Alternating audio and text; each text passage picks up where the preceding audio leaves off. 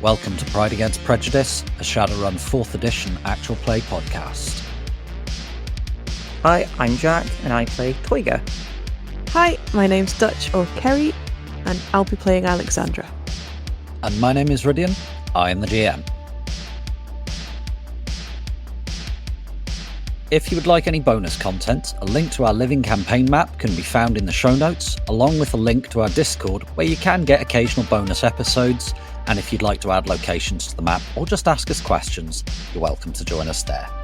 If you stick about for a few seconds at the end of the episode, we also have a question for you as well. The following content may contain themes and materials not suitable for all audiences. Listener discretion is advised. Before we dive into the episode, here's some pay data on another one of the Shadowrun podcasts out there for you to listen to.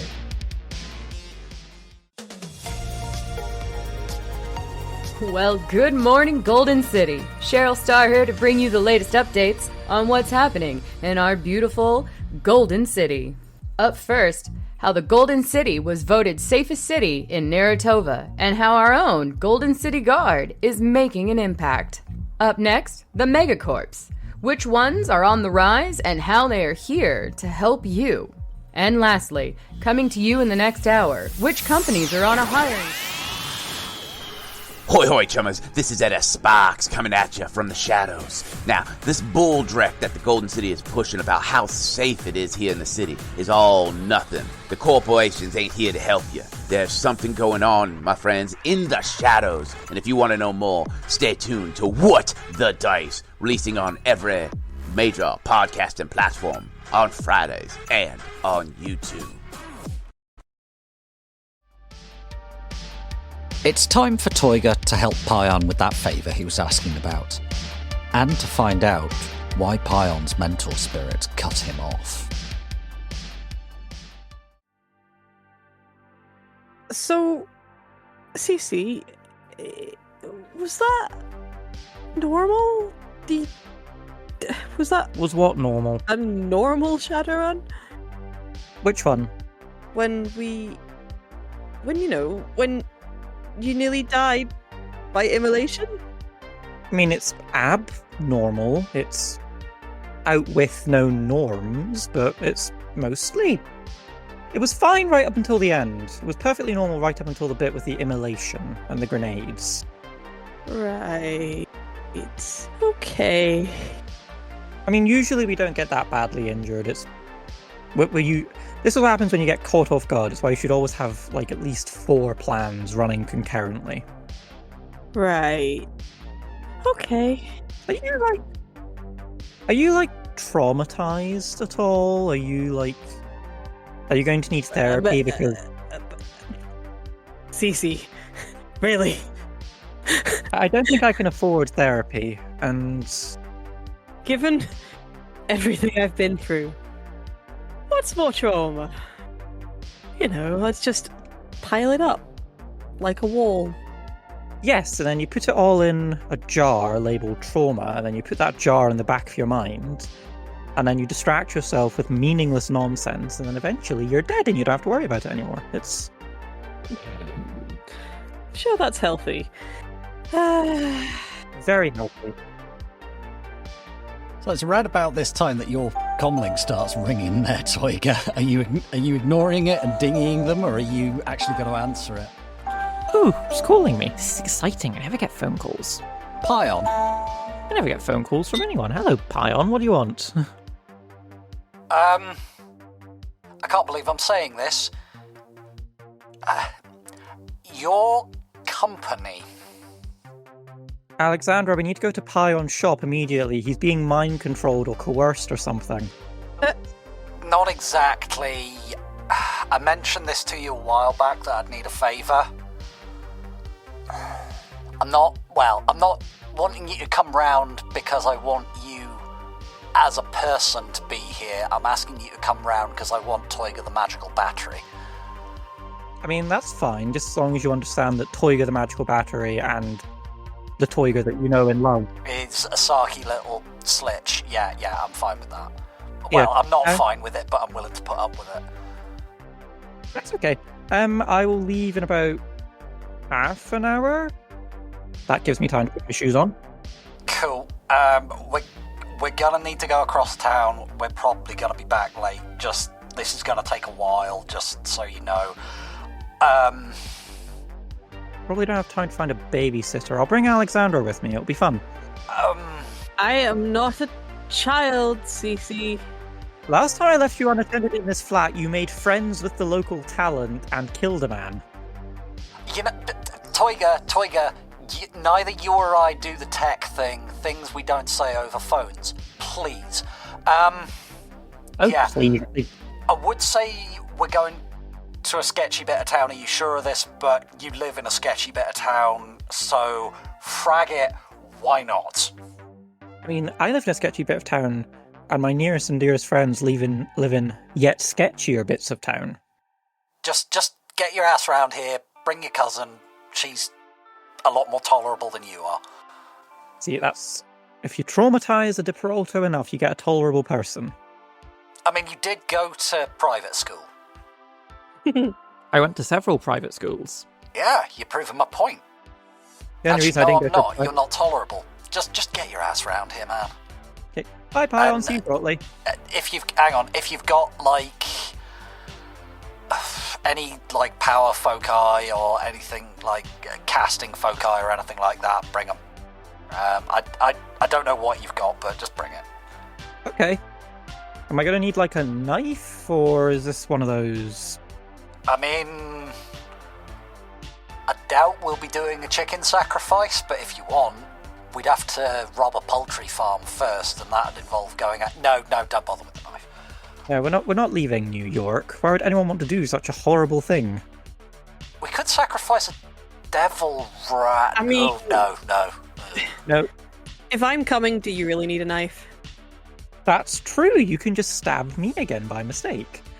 Oh, come on, that was one time. I mean, not that I've never had the urge to stab you, Toyger, but I'm going to have questions when you get here. Anyway, I've got a customer coming in. I'll talk to you later. And he just hangs up. Yeah, I know it was a one-time thing, but it was a one-time thing that happened, and it was very, very funny. You have a strange definition of funny there, Toyger. This is definite type 2 fun, isn't it? I mean, give me a week or two and I'll find being immolated 3/4 of the way to death funny. No, it wasn't 3/4 of the way, it was 9/10. Very, I think. Yeah, I was well done. You know, I expected the scarring to be a lot more horrific. At this point, Toyger's sort of been swanning around the house in a bathrobe. He just sort of opens it to look at like where the scars used to be.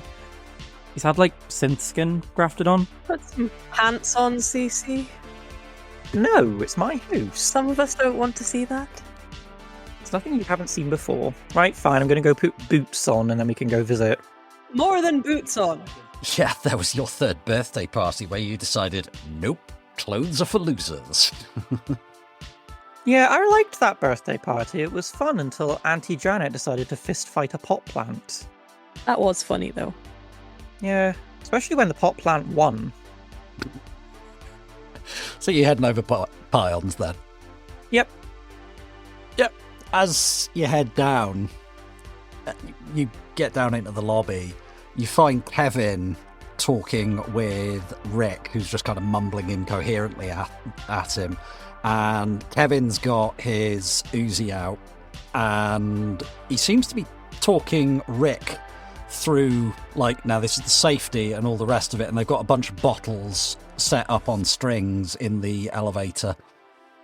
Kevin, that was a bad idea the first time you did it, and a stupid idea the second time you did it. Why are we trying again? Watch this, man. Just watch. Come stand behind us. Because Is there any cover we could duck behind? Just have a little faith in Rick, okay? I have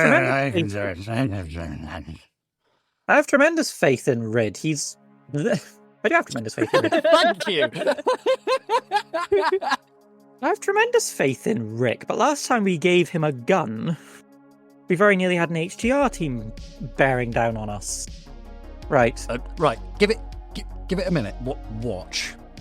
You good, Rick? There's whiskey in it. Yeah, I'll get you a bottle of whiskey.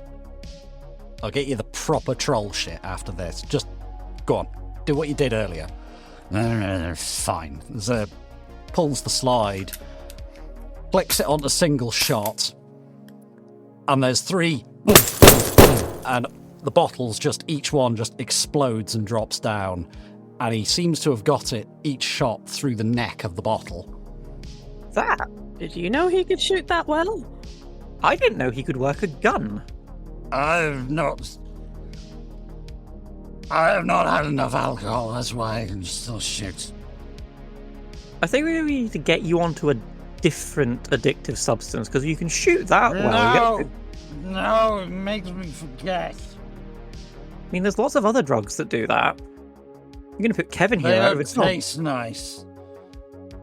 Shall we leave him to it? I suppose you could always mix bliss with, like, castor sugar or something. DC.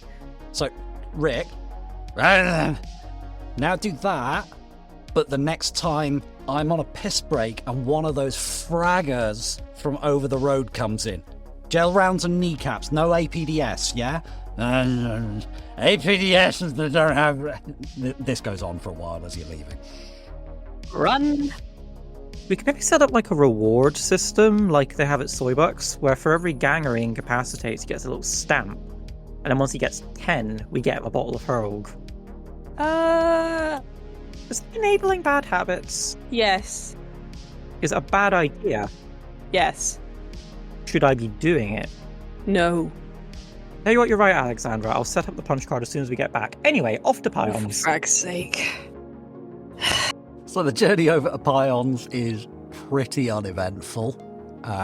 Your bus is delayed. It's annoying, but it's not the end of the world.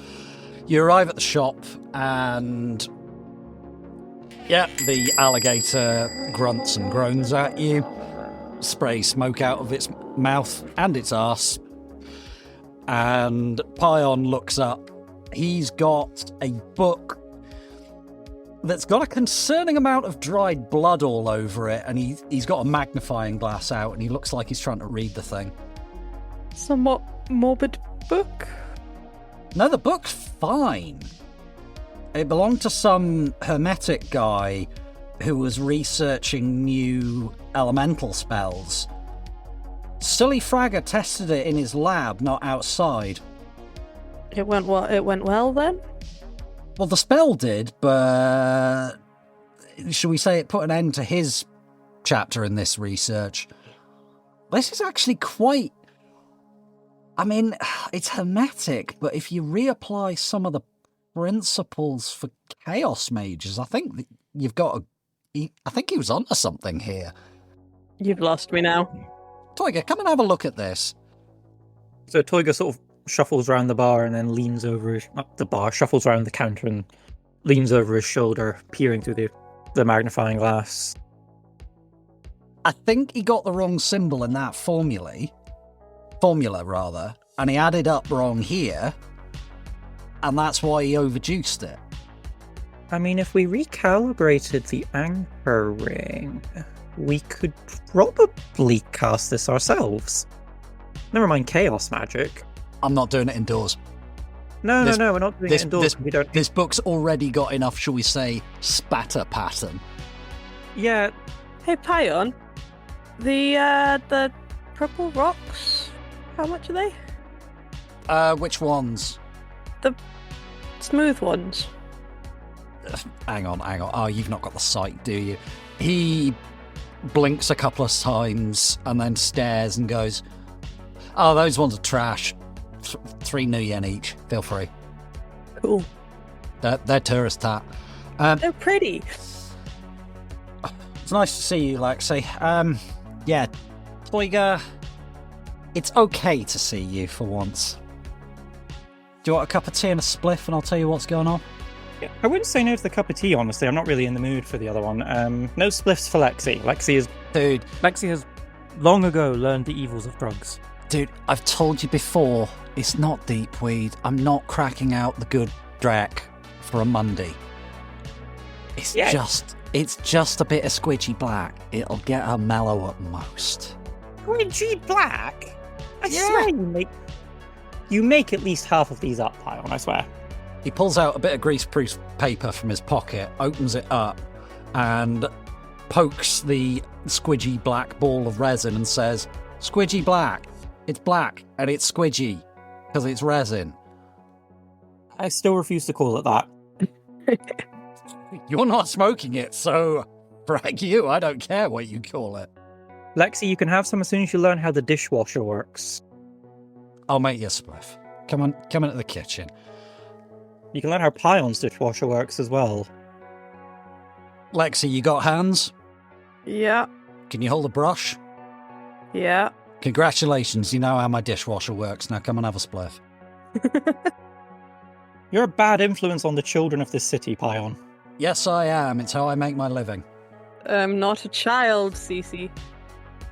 He takes you through to the kitchen. It's kind of grim. The Hands dishwasher has clearly not been doing much for a very long time in here. The bin is just kind of piled high with takeaway packets. There's a lot of weird shit just laying around. And Toyger, if you open your astral eye, this place is like a fragging Christmas tree. And as you go in, Lexi, he turns to you and says, "Just, if it looks weird, please don't touch it. There's a couple of things I've lost, and I'm not entirely sure what they are, and they're not entirely safe. So just be careful, please." Okay, this chair? That chair is completely fine. Cool. Is there a reason the dried chimpanzee is now on the dining table? Yeah, some silly fragger knocked him off his stool in the shop, and he burst, so I've had to stitch him back up, and I've not gotten around to putting him back in the shop yet, that's why. I told you should have put him in a case. Yeah, but people like to get photos cuddling him. I mean, he's cute. I thought he was called Charlie. Oh, I change his name every time I'm in here. For Charlie. Anyway, his name's Mr. Bandages. Anyway, sit the frag down. Look. Still think Charlie suits him better. Toyger, can you do ritual magic? In theory. As in theory, you've actually done a little bit, or in theory, you're a magic battery and I'm going to have to handhold you through it? In theory, in that I did 3 units off it at uni, and... Have you ever actually cast a ritual spell? I've cast a few. I've done summonings. I did I did illusion one time. Okay. Cool. I don't need much. I just need your help with some wards. Not here. It's for a friend. That's it. Can I ask what we're warding and why, or is it... He's a very old friend. He lives in a homeless community. We're warding his tent. That's it. You're warding a tent. Well, I mean, it's his home, but yeah. I mean, as long as it doesn't move, we can ward it. I don't think he's got any plans to move. Look, it's just because the guy likes to astrally project from time to time, and he doesn't want somebody else taking up residence. A fine and rational fear, I suppose. Look, I owe the guy, all right? I owe him a lot, and this is something I can do for him. Fair enough. Are you down with that? Yes, perfectly. I actually don't mind helping you out, Paeon. Believe it or not, I actually like you. It's why I take the piss out of you. So do you have the primers made up already, or are we going to be doing that on the back of an envelope on the car ride over? Yeah, I'll grab a grimoire. It'll need to be grimoire, darling. Sorry, I couldn't resist. No. Have you been watching that weird show again from the 2020s? Yeah, because it's a classic. That one with the animated Birdman. Yeah, it's an absolute classic. You've watched it 14 times since we moved in together. There is some extremely questionable Matrix content because of that show, but there is some extremely questionable Matrix content anyway. Shall I get my coat once we've smoked up? It's one of the only things that runs on the free channel, okay? We need to get a non-free channel. You must watch something else. You're going to be reciting it word for word. Plumes of Desire? Don't you have a Decker on your team? Yeah, but she's kind of against doing illegal things, weirdly enough. What? I thought you lot were Shadowrunners. We are. She objects to, getting illegal access to Matrix channels. You know, Plumes of Desire is on the free channel. You could watch that. Oh, Jesus. I am not watching that, Drek, man. It is not Drek, it is cinematic excellence. For every minute I watch of that, I can feel brain cells dying. And something new and wonderful takes their place. I'm going to choose to let you continue believing that, Toyger. I'm not having that fight. Look, I'll get the car. So he takes you out, flips the sign on the shop. You have to wait about 5 minutes whilst he pulls down the steel shutters and things like that. 'Cause it's Paeon's place, nothing's fragging automated. And he takes you round, and there is an ancient Ford America that looks like it's held together with duct tape, willpower, and if you look at it astrally, there are a couple of spells on it holding it together. Is Hell above. that thing safe? For a given value of safe, it won't explode. Okay. Shotgun? There are parts of this car older than I am. Yeah? What's your point? I don't know, I always took you as more of a van guy than a... I used to drive a van back in the day, but... I'm calling shotgun. all the way. Yes, all the way. That's how it works. I mean, I'm going to be stopping at a stuffer shack on the way. Oh, no, you want me in the back then. I'm not touching anything even remotely soy-related. I swear my allergy's getting worse. It's not for you, it's for my friend. Oh. I'll chip in then. Good to make good first impressions. Thanks. I don't think this is one car. I think this is about 3 different cars held together with Yes. wishful thinking and the power of the ether. Yeah, why do you think I could afford it? Well, no, I did actually buy this one, the one before this was stolen. Anyway, shall we? Yep. I will clamber gingerly into the front seat. Yep, all of the seats are held together with tape. There seems to be, like, several cigarettes or maybe spliff burns above the driver's side window where Paeon's clearly caught it repeatedly, trying to tap ash out of the window. And the state of the ashtray... It looks like... Well, if anything could live in there, they'd be mapping the stars. There are multiple different ashtrays. Like, there's little bits of silver foil that have been folded into ashtrays and left in various places in the car.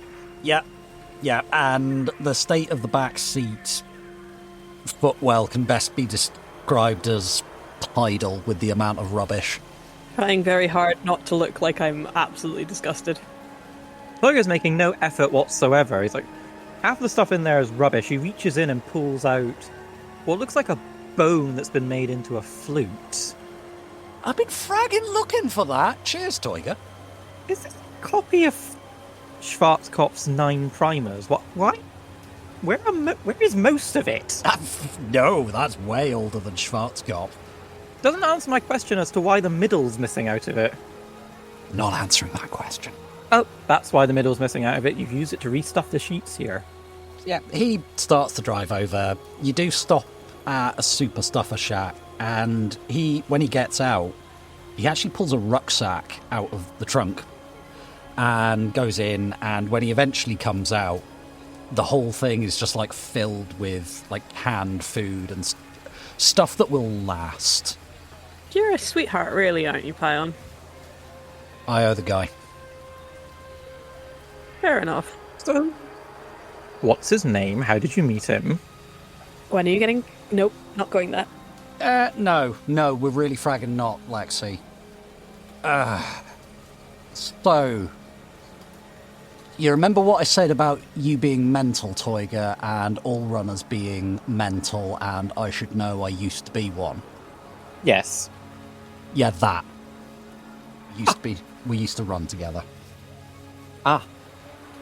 We're gonna say that he goes by Jim now and leave it at that, because I am not telling you his real name, because if you get drunk somewhere and mention it, you'll be disappearing into a Renraku holding cell quicker than you can say bless you.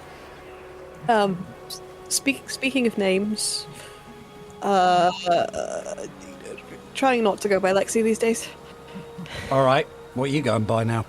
Exile? It's as good as anything. So you're joining the idiot club, are you? I don't have a lot of choice. Don't die. I mean, you could always start your own Shadowrunner group, team, band. I think team's the accepted term.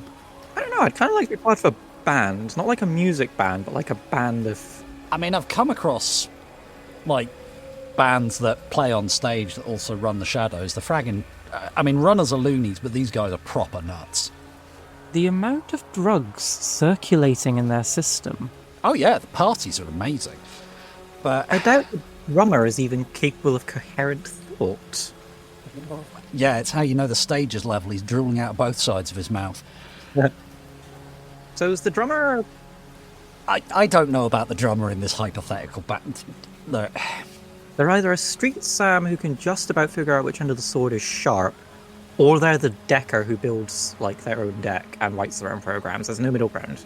Look, when we get there, don't make sudden moves around the guy. He's no more capable of hurting you than me, but I don't want you hurting him. He's jumpy, all right? Right. I'm going to regret saying this. You know the incident? You might have to narrow that down. There's been a lot of incidents. Not with him, I don't. Your incident. Yeah, my incident. Yes. The one that means I'm cack at magic now. You're not... Toyger, don't humour me. I'm not humouring you, I'm about as powerful as the batteries that have just come out of a nymphomaniac's vibrator. Not laughing at you. That was funny. gross but accurate. Hey, I laugh at me. It's the only way I don't go crazy. Continue. Was he also involved in the incident? Did he also... Not exactly. Look, our last run together went bad. And it's why he is the way he is now. I was trying to look after him. You remember what I said about good intentions and all of that with your little hiccup with the storm? Ah. This is where my good intentions got me. Ah. Yeah. Just frag it. I'm putting the radio on.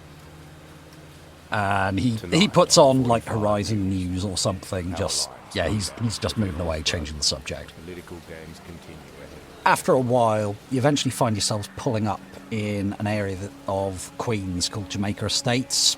It's an E-rated area. It's another frag and dreck hole. It's kind of cut in half by Grand Central Parkway. It's got sort of 20-story buildings. Some of them look abandoned. Most of them have what used to be factories and warehouses on the bottom floor, and the rest of it is apartments, probably for the wage slaves that were meant to work in the factories and the other businesses around here. And he pulls up outside of what looks like a bar called the Laserhawk Lounge, and on the outside it's got a neon sign of an eagle with lasers coming out of its eyes. Did you realise that's not actually a hawk? Right? No, but it looks cool. I don't think they give a frag. Fair enough. How do you know the difference between an eagle and a hawk? I don't know the difference between an eagle and a hawk. Because learning about your surroundings was one of the things that Cornville liked you to do. Oh. One's an angry bird with laser eyes. There you go. So what is the difference between an eagle and then they walk into the bar and the next thing happens? Yeah, I was gonna say I don't actually, as a person, don't know that. So, as you get out the car, you can see there's a bouncer outside he's an orc wearing gang colours, and they seem to be searching everybody going in except people that are wearing the red, blue and orange stripes on their arm. And Paeon turns to Toyger and says, right, we've got to make a stop here first. These boys control the territory around here. I got to pay a little bit of protection money, blah, blah, blah, blah, blah. If we don't, kneecaps will be involved. They'll come over to our part of town. There'll be a gang fight. I'll be responsible. I can't be fragged with that drag. No, life's too short, isn't it? Pretty much, yeah. Oi, chummer, I'm here to see Raphael, he says to the orc on the door, who just kind of looks him up and down and just holds out a hand flat and just does the beckoning thing with all four fingers. And he reaches round his back, pulls out the Ares Predator, pulls the clip out, shows that it's empty and hands it to the guy. Turns to you two and says, right, if you've got any guns on you or anything like that, please just hand them over. Toyger sort of reaches behind his back under his coat and comes away with like a knife in a scabbard, which he hands over. The guy pulls the knife out, runs his thumb over the edge just to check it, and gives you that's actually sharp. Gives you the nod and puts it into, they've got like a booth area for them, and he gives you a ticket with a number. I rifle through my purse for a couple of minutes and go, I've got some mace. He takes it off you, looks at it, sticks his tongue out, and there's a oh, that's actually the good drac. Oh, yeah, you can keep that. Thanks. So Toyger's sort of looking in like shocked bewilderment between the actual cloakroom ticket he's been given at a dive bar to the guy who tasted pepper spray, back to Alexandra who's carrying pepper spray for some reason, back to the ticket which has got like the gang colours on it somehow. Yep, add the Laserhawk Lounge logo on it. Ruby gave it to me, okay? I mean, that's reasonable. It's a sub-lethal option. That makes perfect sense for you to have. Can we have this conversation inside? I could do with a beer. Do they get these custom printed, do you think? Or have they got a wee person in the back that makes... I don't fragging care. There's beer. I mean... I'm going inside. And Toyger wanders in, still looking down at the ticket in befuddlement. Paeon just walks past you into the bar. When you go in, there's some orc thrash metal playing. It's a bit unusual, this. It seems to be like classic orc thrash metal, but with the lead singer seems to be doing like mumble rap, which I don't really know what that actually sounds like, so fuck it, imagine it yourselves. But the bar itself, yeah, this is a proper frag and dive bar. The walls are about an inch thick in old flyers and posters for bands that have played here in the past. The floor, they seem to have just mixed sand into the paint before they painted the concrete, so you've actually got some grit, but it's covered in broken glass and cigarette ends and, oh, that's a jet huffer, and stuff like that. It's fragging chaos. The bar itself is kind of oval in the middle of the room, but it's got bars with mesh over it and bulletproof glass behind that, and there's AR screens all around it, and you can see the bar staff putting the drinks into like airlock hatches to pass it through to the customers. There is a small mosh pit going, and yeah, there are no humans in that. It's all orcs and trolls. You get the feeling that if you went into that, you would probably fucking die. Are there any other... Is everyone in this bar orc or troll, or are we the only... There's a few smaller meta types, but most of them are orcs and trolls. I'll be the only spoony ears present. No, there's a few humans here. Okay, Alexandra, there's a guy in the far corner in a red jacket. I don't want you to look at him for too long because he's wearing fake tusks, and the second anyone else notices, he is a dead man. Got it. Don't look. I wasn't. You will be scarred for life, don't look. I don't care about him. I just want a fragging soywiser before I go meet Raphael. Okay, I'll get this one because you didn't let me pay for any of the tin stuff for Jim. Toyger sort of starts, he's at the AR window flicking through it, looking for something that isn't soy base. So you can have a conversation via the AR window with the bar staff. There's a little bit of backwards and forwards. They're a bit confused by what you actually want at first, and they eventually key something into the menu for you that just says homebrew. Fascinating. Yeah, I can't be poisoned anyway. We will have a homebrew, a soywiser, and a Americano soy calf for Lexi. There is no soy calf. It's booze, water, or nothing here. So Toyger's tapping the option on the menu for Americano soy calf and just getting the didoo. Why is it still an option on the menu if it doesn't work? The barmaid just knocks on the glass, then points at what's left of the soy calf machine, which it seems to have springs and pipes just coming out of the top, and the top of it is nowhere to be seen. Toyger visibly, one hand goes to clutch the pearls he isn't wearing, and the other hand covers his mouth with the back of his hand. Hell above, how did anything get through the glass? Soywiser 0. Yep, they put the drinks into the airlock for you. When you eventually get to taste the home brew, it seems to be something that's been distilled themselves, and it's got the smell and flavour of turpentine. I can feel my gut bacteria crying out for death. Did you just get me coloured water, Cece? No, it's Soywiser 0. Oh, for frack's sake. Look, you had a space on the way over here. That's enough mischief for one day. Right. Toyger, when we go talk to Raphael, please don't mouth off at him. I need to maintain a good relationship with this guy. I promise not to mouth off. I will not even speak until spoken to. Lexi, Exile, have you dealt with gangers before? Does Kevin count? The frag is Kevin. Kevin doesn't count. Oh. Then no. Just don't say anything that could even be remotely taken as insulting. Don't stare. Don't try to touch his dog, you won't get your hand back. He has a dog? Yeah, it's a cybered up piece of dreck. It's got a foul temper and it hates everyone but him. Oh. Oh. I mean, I'm sure he loves it very much. I just don't want to touch it. And I'd rather somebody that I actually find tolerable, which is a rare commodity indeed, tried to touch it. Because then there's blood and there's screaming, and I really hope that you're better at healing magic than I am, Toyger, because I'm not very good at all. Noted. Okay.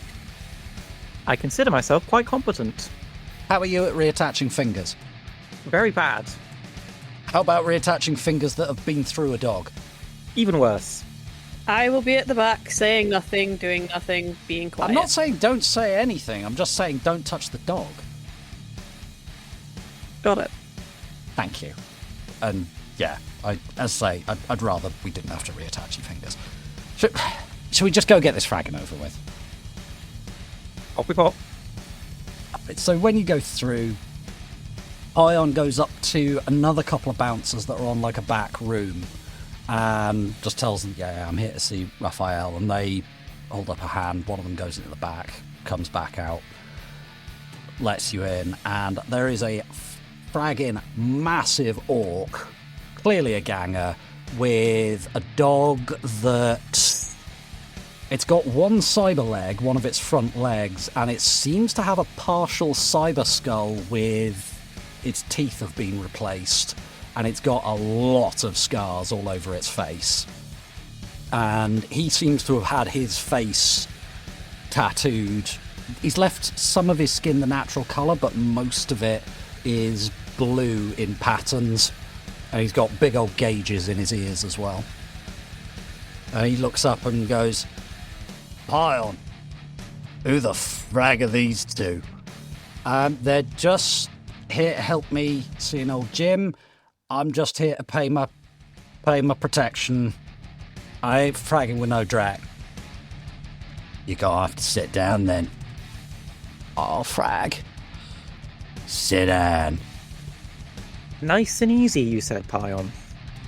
I was hoping for easy. I was really hoping for easy. I believe you. Who the frag are these two then? You with the shirt and the suit and the pretty boy attitude. Oh, thank you for calling me pretty. My name's Toyger, I'm a friend of Paeon's. Likewise here to pay my... Paeon has friends? Stranger things have happened. I mean...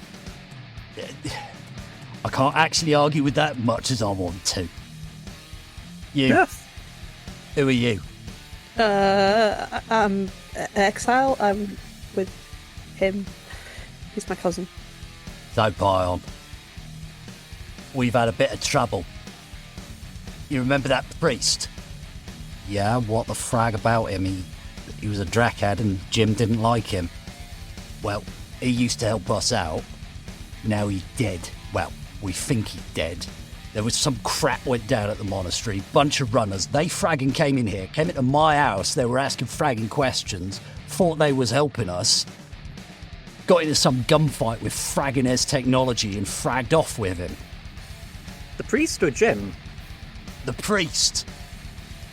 What the frag does as technology want with a priest? He's not in fragging Azet land. It's not fragging illegal here. And the fragger was helping people out.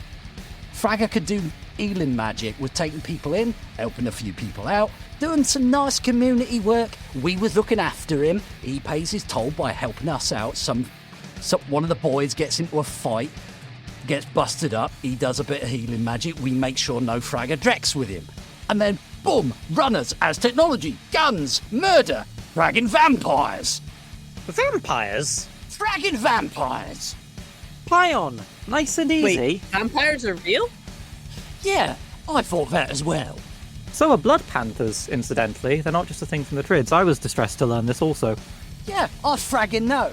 One of the boys saw one of them get shot to Drek. Fragger got up half an hour later. Yeah, they're... Not normal.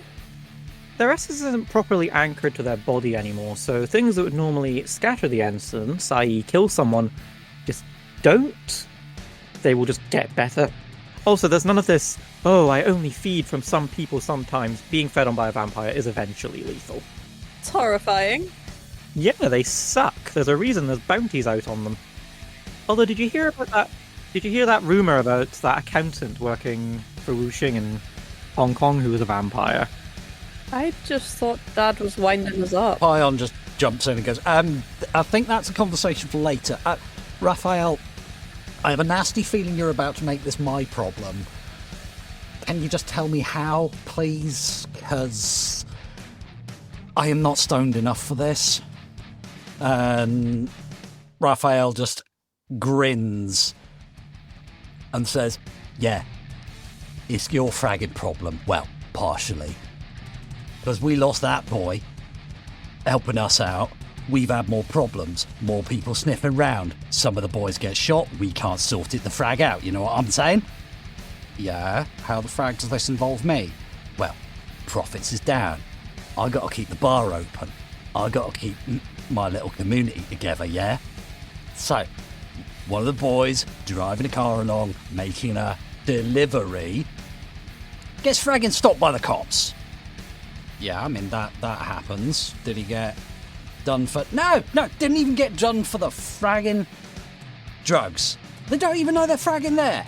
That's good, right? Gonna be. We'll come back to that. So, he gets picked up for speeding. Can't pay the bribe, because the bribe's gone up. Well, it was doubled, because he's an orc. Of course it fragging is. Fragging pegs, man. I'm sorry. They really do no good in the community, do they? I know. Problem is, car's in impound. Car's full of product. I want the car back. And you, and he points to Paeon, you can do a bit of the wiggly fingers. Wiggle the fragging thing out of the impound. Get back here. I'll not make you pay protection anymore. You do me a favour, I'll do you a favour. And Paeon just kind of looks at you, Toyger, and goes, oh, frag me. I really didn't. Oh, it'll be easy as pie on. Raphael just grins even more broadly, and Paeon is already just reaching into his pocket, getting out the skins and the backy and the weed, and just starting to skin up. he's having a day. Do you know where the impound is? Of course I do. It's Creel's Repo Depot. It's over in Lauriston. And the police are using this as a... I'm not going to question it. I know how strapped for cash, NYPD in car, they will do literally anything to save money. Cut literally any corner. It's a nightmare. You think it would make them easier to infiltrate, but fun fact, no.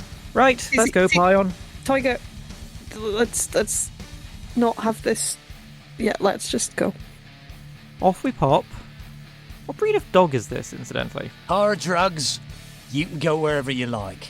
Till then, frag off. Fragging off. As we're leaving, Toyger turns to Paeon and says, out of curiosity, what breed of dog do you think that is? A Rottweiler that shagged a bad attitude. Let's get the frag out of here. Bloody enormous. Yeah. And You it could ride it like a fragging horse. drools, man. I noticed there's a bucket under it. Still cute in a gonna rip your face off kind of way. It spent the whole of that interaction just staring at each of the three of you in turn and just growling. And Raphael had his hand firmly on it. It's wearing like a harness, not a collar. And he's just got his hand firmly on that harness, just occasionally pulling it back. He was also stroking it. He does clearly like his dog very, very much. It's just a vicious bastard. Right. We're going to... Toyger, like, taking a note of this on his, like... The way I imagine the comlink working is it's basically like a little rectangle of metal and plastic, and it throws up like a holographic screen that you can do whatever you like on. Yeah, I mean, there's all sorts of different designs that, if that's the one that Toyger's got, that's the one that Toyger's got. Yeah, it's like a Transys Avalon, so it's got like a fancy earpiece that's meant to look like an art thing, so it's very obvious. It's made of silver, it's got a leaf pattern on it. Anyway, he pulls that up, he's got a handwritten note on it saying, Creel's Repo Depot, check spelling. I'm just going to plug that into Grid Guide. It is... Here, Paeon, drive us along there. We shall get this car out for this nice man. When you head over to Laurelton, this place is... It's bordering on an E-rated area. It's fragging bad. It used to be a thriving little slice of suburbia before the quake. Now it's just the flickering light of the hubris of some city planner's idea to combine a light industrial zone with a high-density housing. Its cracked streets are just lined with decay. Empty houses are skulking in the shadow of cheap tower blocks that sit alongside small factories, warehouses and repair shops that have taken over old homes and parks. There are a few relics of suburbia clinging on, like faded street signs and rusted mailboxes that are in front of overgrown driveways leading to nowhere. And there's a few surviving graffiti-marked, crumbling houses which are now filled with squatters too desperate to care if the roof comes in on them. You take me to the nicest places, Paeon. Are we safe leaving the car unattended? Paeon looks at you, grins and says, "Why do you think I drive a piece of drag?" Yeah, normally I'd agree with you. This seems like the sort of place where even this car is stealable. I mean, you're not wrong. I mean, between the quake and that ill-conceived redevelopment, this place's personality is more fractured than a chip head on a kamikaze come-down. But I do have a way to make sure the car doesn't get nicked. I'm going to park a block over. I'm not parking right next to the place. I'm curious to see what your prevention method is. All right, he pulls up, cranks the handbrake, gets out and says, coming out of the bonnet. Wanders round to the bonnet. He pops it, pulls out 2 spanners, reaches in. There's a bit of grunting and a bit, oh, come on, you bastard. And pulls out a very important looking part of the car, shows it to you, grins, and then shoves it in his jacket pocket. I mean, legit. They're not going to make off with the car, they might just make off with the wheels. I can't stop everything. Shall we go look at this fragging place? Yeah.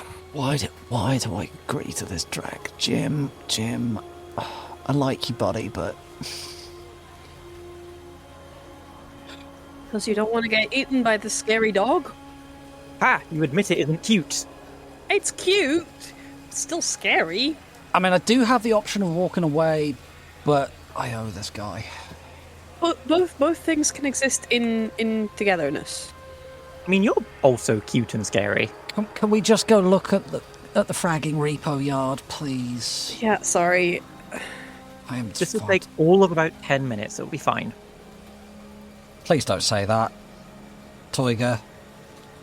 Toyger takes a deep breath like he's about to scream at the top of his lungs. It will be as easy as pie! On! And then he thinks better of it. I would genuinely have to roll a composure check to see if Paeon would kick you in the nuts or not if you do that. I think he'd be fully justified. He would be fully justified. Am I doing this? No.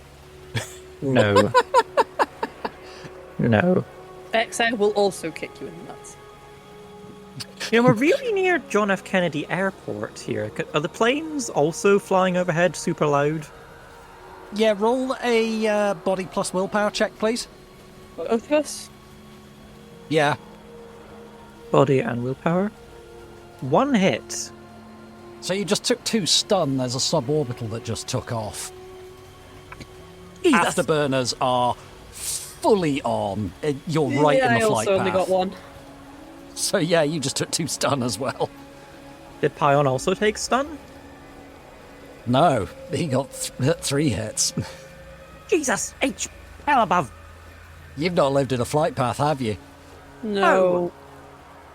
That thing, if it's going over that way, will land in Frankfurt in about an hour and a half. I know how fast a suborbital flight is. I just never been below one before. Yeah. I'm more used to being inside one. Come on. So he walks around a bit further and you can see the repo depot. It looks like there used to be houses here that got smashed in the quake, bulldozed out the way. They put wire fence around the block that's topped with monofilament wire, and there's like a wooden shack inside and a load of cars parked in there. And anything else, you're going to need to start rolling perception checks. Did Mr. Raphael actually tell us which car we were looking for, Paeon? Yes, he did. So There's a lot of cars. We are looking for... Toyger gets out his notes again. A blue car. actually, yes. Lucky guess. So it's a blue Cedekrupp Volkswagen Freiheit. It's stat-wise, it's a Ford America. Wow, So- that's a piece of dreck. We are looking for a Cedekrupp Volkswagen... whatever the hell. Toyger has written down what it actually says, and he just shows it to everyone because he can't be bothered reading it. And underneath it, he has drawn a picture of a blue car. That's a surprisingly accurate drawing of a blue car. You'd almost think that my master's was in art history or something. But I didn't really think you actually drew stuff for art history. Like, you We just learned don't. about old shit. We don't. Then how was that relevant? We don't, but the lectures are tremendously boring and you have nothing else to do. That, and he has to draw magic circles from time to time. Oh, I just do. I get a bit of string and a pencil and do it that way. Right, I'm going to roll perception. Okie doke. 3 hits! pretty good. What about you, Exile? When we actually find said vehicle, do either of you two know how to hotwire a car? Paeon just looks at you blankly and goes, I know how to take the fuel injector out and put it back in again. Is that going to help us? It's been a while, but I might be able to. We will put that plan on the back burner. Don't look at me like that, Cece. What, with admiration and shock? Why do you know how to hotwire a car? Do you not remember I stole various of Dad's cars? I assumed you were also stealing the injector key. The ignition key. Keeps those in his drawer. I'm not that stupid. And he keeps lots of things in his drawer. I stole many of them. So, thank you for being able to boost cars, Daddy's girl. How are we getting past the razor wire? Because I actually quite like these trousers. The legs inside them are also, I assume, fond to you. I could cut it. I could melt it. Okay. Quick question, out of character. What's your perception skill, please, Exile? Good question. 3. Right, that is correct. That's fine. I haven't actually rolled it though, so I should probably roll it. Yes, please. 1. Oh dear. So, off your perception checks, Toyger, there's quite a few blue cars, but you've narrowed it down to like probably 3 or 4 of them. You're not 100%. You can't see the number plates clearly. What you can see, though, is that there seem to be guard dogs in the place. There's also what look like 4 or 5 gangers walking around. Their colours are red and silver, and they've got, on their jackets, they've got a sword with DNA strands round it. They seem to have shotguns. Toyger's just doing like a quick doodle sketch of the gang's colours and the symbol, and he sends like a quick wee message to Huggy. Not quick, personally relevant, but curious. Who are these guys and why is their symbol that? So, using our in-house rules for the connection roll to a character played by a person, we can't get hold of Huggy's player, so you don't get an answer. I'm more curious than anything else. Like, a DNA strand and a sword is kind of high concept. I'm used to the ganger symbol being like a lion or a dog or an elephant or a cock or something. Cock. You know, cock. Like they flap their wings and they make noise in the morning. Paeon just kind of sighs and says, I don't know what flavour, but DNA and gangers don't usually mean good things. What? Can we tell if they're human, dwarf, orc? They're humans. DNA and humans. This... Ooh. Tell you what, positive side, if it gets violent, we're killing the lowest form of scum. Is there a reception office, do you think? There's a shed. Off to the shed. Paeon grabs you and says, are you fragging mental? What? Do you have a plan right now? Yes, I have a very good plan. Get a fragging share. I tell them to give us the keys to that car and to delete it from their records. Exactly how are you planning to do that? Probably not to do that, you wreckhead. The incentive that people struggle to say no to me when I reach into their brain and crush their free will between thumb and forefinger. Oh, Toyger, you're fragging about with that again. I know it's bloody useful, but... Look, I don't do anything evil with it. if this goes wrong, we are gonna fragging die. No, we're not. I'm not dying over some dreckhead's car full of drugs. We are not dying. You will make a run for safety and exile and I will handle it. She's 5'4", man, and she's barely 100 pounds wet. No offence. None taken?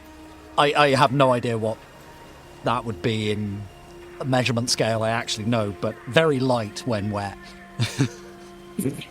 I'm 5'8", actually, but that's beside the point. I wasn't fragging talking about you, Dreckhead. You can handle yourself. You can blow Drek up with your mind. I don't know what your little cousin can do. You can stab me. I want to stab you. Well, join the queue. It wasn't on purpose. He looks round, Exile, and goes, "Do you have a knife I could borrow? I'd like to stab your cousin if you don't mind." They're sort of attached to me. I don't want to know the answer to that question that just wandered through my brain. Toyger, if you frag this up, we will frag and die. Are you sure you can manage this? I am absolutely positive. I have every confidence in my ability to handle this. He looks around at Lexi. Are we going to die? I genuinely don't know. If you'd asked me that several years ago, probably. Nowadays, I don't know. It'll be fine. We rescued you from Cornville, like, no problem. I mean, true. They did kind of break me out of... Oh, it was you they were going up the main for. Yeah. Sorry. Oh, yeah, of course. Oh, God, yeah, I was Drac-faced when you came round that time. And we abducted that woman with absolutely no problems at all, and we killed that guy. And that didn't... It went completely smoothly right up until it went off the rails at max speed. And we blew up that warehouse with no problem. Like, 90% of the jobs that I have done blew up in my... a warehouse? You realise that Hemlock's still both kind of pissed at me and grateful I got her the work. I mean, next time we're up in Maine, we'll absolutely be looking her up. She's delightful. I don't ever want to go back to Maine, thank you. All the same. Not even to burn the place to the ground? No, there's a point. Not even to trick the local Piasme into storming the place while Ride of the Valkyries plays? I don't ever want to see another one of those things again. You still owe me bits of Piasma. The only bit of Piasma we brought back is in Mav's pocket. Mav's got bits of Piasma. Do you reckon he'd sell? I don't know. You could ask him.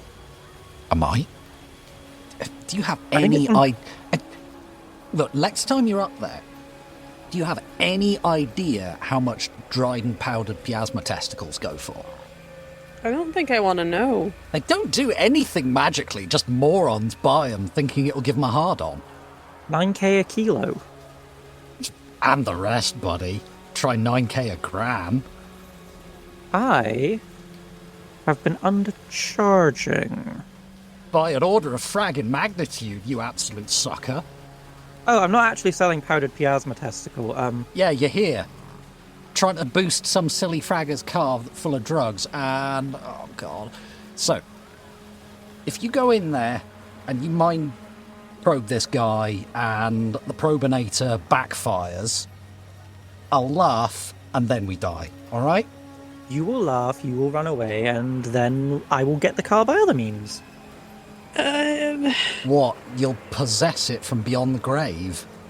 No, I was more After you get skull-fragged by some ganger's dog? I'm not afraid of dogs. Afraid of that one. What one? Which one? The one that was fragging, drooling at us like it wanted to maul us to death. Oh, I could have handled it. Still cute, but like...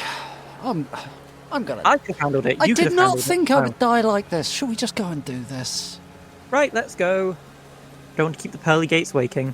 Paeon pulls out his Ares Predator, pulls the mag, slots another one in, cocks it, puts it back into his waistband, says, right, at least we've got the surprise ready if this does go wrong.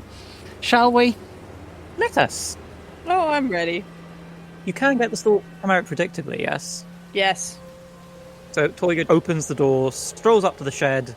Is it like you go into the shed and spoke to the person, or are they hanging out a window at the front, or...? There's like a window at the front. It's on the fence line, and there's what could only be described as a fat, greasy streak of human, sat inside the shed, having a smoke, reading. Oh, dude, at least put your AR window on private if you're going to watch porn. It's not even good porn. No, decidedly boring. Two people having missionary sex. How dull. Anywho. Hello, my good sir. I am here to retrieve a vehicle of mine. The planetary body just kind of puts its feet down, leans over, and looks at you. Oh, God, you've got altogether too many missing teeth. Ugh. And says, "What vehicle?" Toyger pulls up the registration plate. That one. Nah, mate. That's impounded by NYPD. They're doing a trial next week. Stilly Tasker's going down. But you're going to give it to me regardless. Nah. Drag off. So, quick astral perception check to check if this guy is magic. Okay, give me your sensing. 1 hit. Mercifully mundane. That's about all you're really getting. So, I'm gonna now cast Influence Mental. Okie doke. For 6 hits. I'm gonna roll to resist 3 drain as well. Well, frag me. What do they roll to resist if they're doing something that is against their interests again? Is it just willpower plus counterspelling, or just willpower? They make a willpower test to resist it unless they have counterspelling, in which case they roll both. And the target number is your number of hits. Yeah. Well, I'm saving myself. Actually, no, I am going to roll. I'm going to do this as a cumulative thing. So each time you do something, like try to make him do something, he'll roll again, and it'll be like a cumulative test. He leans down and he's picking something out of his teeth. And he's really close to you. And goes, "Who's after it?" Me. I can bring it round. I'll bring you to it. But how you want next? Would you mind saying that again with your fingers not in your mouth? Nah. I'm getting your car. You get what you get.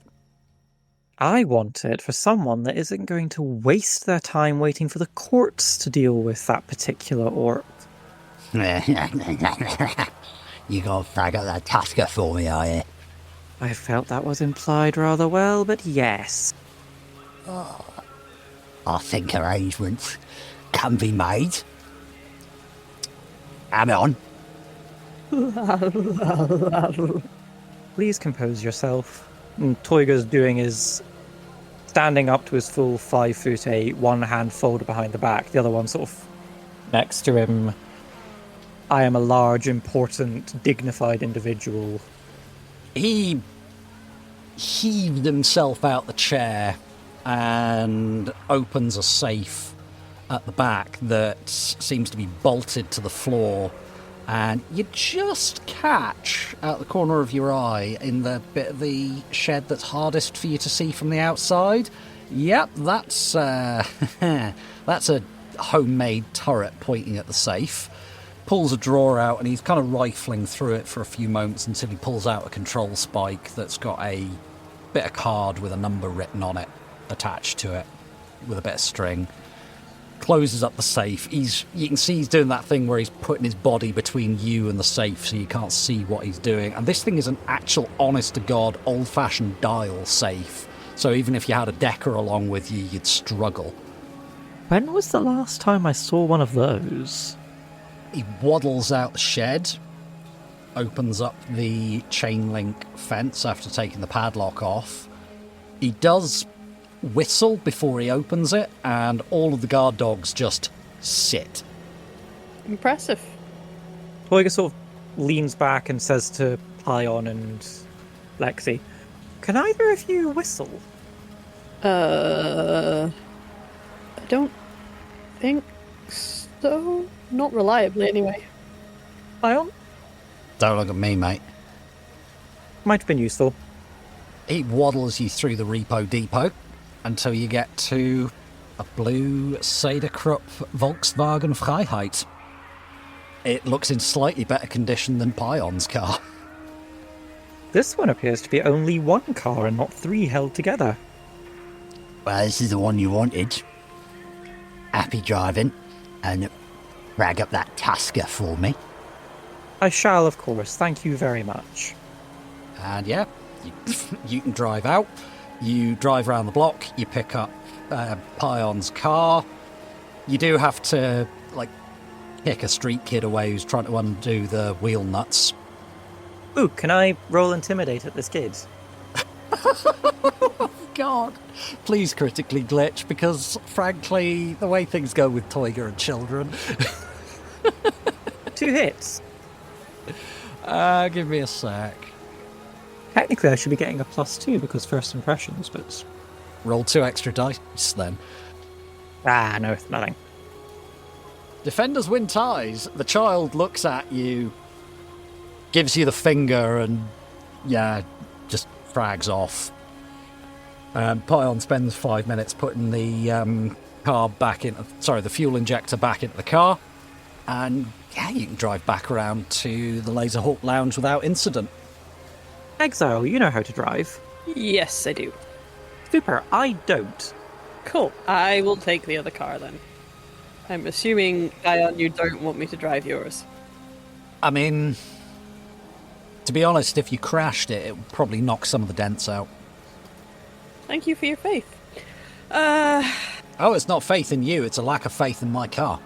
Fair enough. Yeah, no, I'll take the other one. It at least looks like it's not going to shake itself a bit. As long as the Iron Comets get their car back full of drugs, I don't think they care. The Iron Comets, that's a surprisingly cool name. I mean, Raphael's a bit of a dick, but he's alright. Shall we go? I'll keep Lexi company in case she gets waylaid by... I'm going to get waylaid by I know the way. You might get waylaid by ruffians, or thugs, or ne'er-do-wells, or whatever. I thought that was us, Toyger. But we were going to meet those. Yeah, but you don't want to get waylaid by different ne'er-do-wells on the way there. Oh, just get in, Cece. Sorry, Toyger. Yeah, but then you'd have had to kill dogs, and you'd be really sad about it for the rest of the week. Stop being right. I actually have a spell for influence mental. Good for you? You scare me sometimes, Cece. Ologian Merkiminan. What have I told you about speaking other languages? That I should only do the ones you actually speak? Yeah, exactly. It's not cool if you use ones I don't understand. I mean, translate is a thing. Also, what languages do you understand apart from English? Actually, Did you actually learn Cantonese, or are you using a Lingusoft the whole time?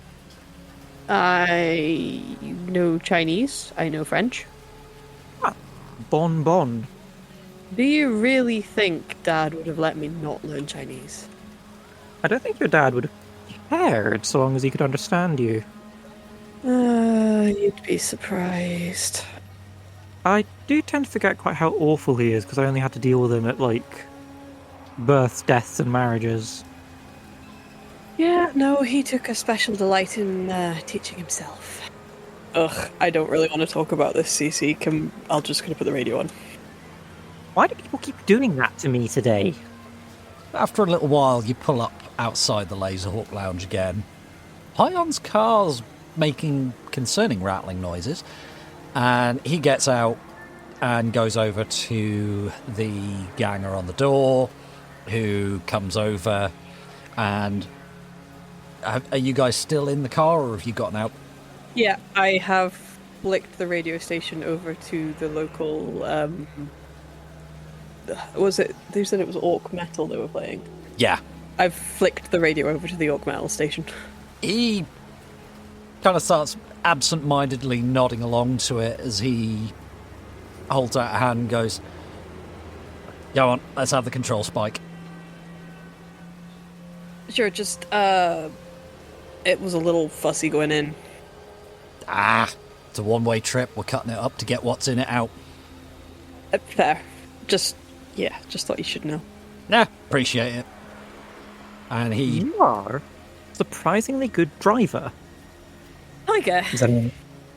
Paeon just hands the half-smoked spliff to Lexi and says, "Are we going inside or what? I think Raphael will be moderately gruntled." Let's... Before I punch my cousin. No, like, I was expecting this to be like Tokyo Drag Race, but no, you are competent behind the wheel of a vehicle. I'm impressed. Come on, Toyger. I'll buy you a glass of whatever the frag that turpentine Drek was. Please, it's actually quite nice. The taste grows on you. I'm gonna stick to Soywiser. Lexi, Soywiser? Yes, please. The proper stuff, please. I mean, it's not exact... Frag it. It's beer. Wait, it's not the fragging zero stuff, which is just coloured water. I'll give you that. There are those who would argue that Soywiser is coloured water. Yeah, but it's coloured water that gets you munted. Have you heard about the joke about the man that got trapped in the Soywiser factory? He died disappointed? No, he was trapped in the Soywiser factory overnight, and no, not overnight, it was for weeks, and he had nothing to drink, nothing even remotely drinkable. He was reduced to drinking the moisture that beaded on the walls of the factory. Toyger. Cece, just because you can't drink it, doesn't mean I'm not gonna. Come on. I mean, I can drink it, it augurs poorly for everyone else in the room. Toyger, you are seriously making me consider seeing if I can learn a spell and name it Bolgag. I mean, such a spell exists. What, really? Oh god. Yes. Toyger, pick up what I'm putting down. I'll buy you some god-awful whatever the frag it is, and I'll buy your cousin a beer. We'll go talk to the nice ganger and his scary fragging dog, and we'll get the frag out of here. Off we pop. Thank you. Yeah, he wanders in. The other bouncer on the door just waves you straight through this time. They're not bothering to search you. Go to the bar. Paeon spends a couple of minutes scrolling through the AR menu until he finds what he's after. It takes a couple of minutes of negotiation with the bar staff to get your drink, Toyger. It goes into the airlock hatch, hands it to you, and you go through to see Raphael, who is sat there with a massive tusky grin. The dog has crawled into his lap, belly up, and has a very dopey expression on its face whilst Raphael is giving it belly rubs. Oh my god, it's so fragging cute! Yeah, I wouldn't touch it. I wouldn't touch him. Can't pet the puppy. I want to pet the puppy. I know you do, but he will take your hand off. So, I'm told that you got me a car full of drugs. Yeah. Awesome. Paeon? We aim to please. Yeah? Don't worry about paying protection, but swing by when you're here. That way I'll let the boys know, and you won't get fragged with. If anybody frags with you, they frag with the comets. That's not how I expected this to go, Raphael, but thank you. And you two, what's your names? Toyger. Right.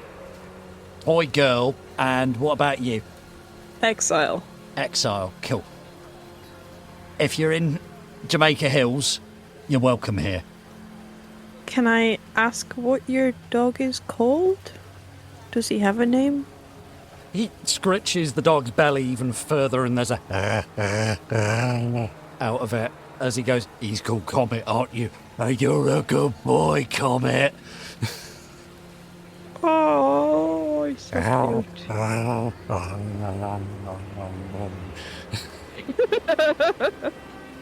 This dog is drooling so fragging much because it's upside down, it's all going into its own ears.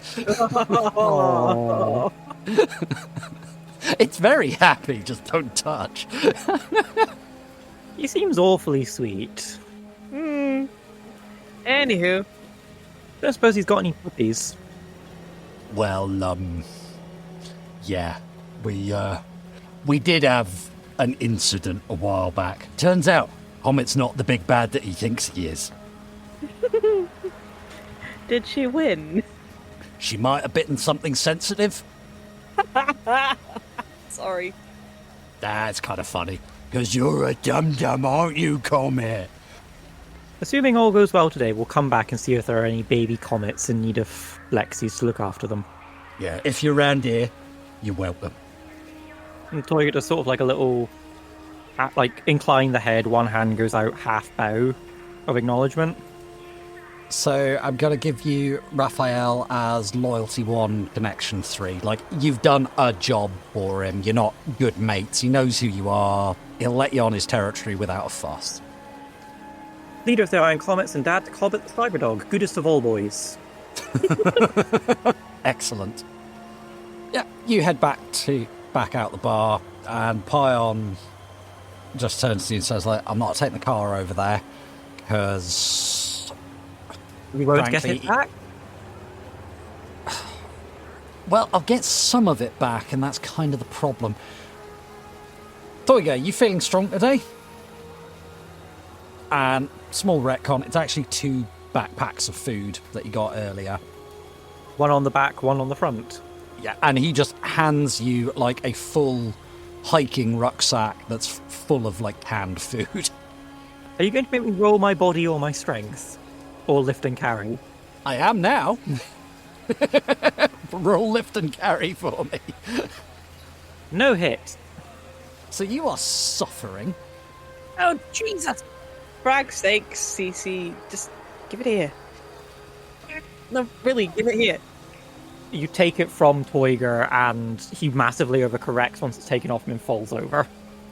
Paeon has just picked his up, put it onto his shoulders. He's done up the clips around his waist and that hold the shoulder straps together, tighten everything up, and he looks at you and goes, "Frag me, Toyger, do you actually do any exercise?" Mouthing off. That is not exercise. Here's when I do it. Just for comedy, let's have exiles. That's 4 hits. Yep, that's about right. By the way, could you just clarify what your body and strength are for me, please? My body is 3, my strength is 8. Yep, that's correct. Hell above. I just sort of pick it up and just kind of throw it across my shoulders. Yeah, you can just pick this up one-handed. Like, carrying it like a school backpack on one shoulder. You are worryingly strong. Tell you what, next time we move, you can do most of the carrying. Yeah, she's stronger than some trolls. I think she's stronger than Huggy. Not that heavy. Must get you to arm wrestle Marty at some point.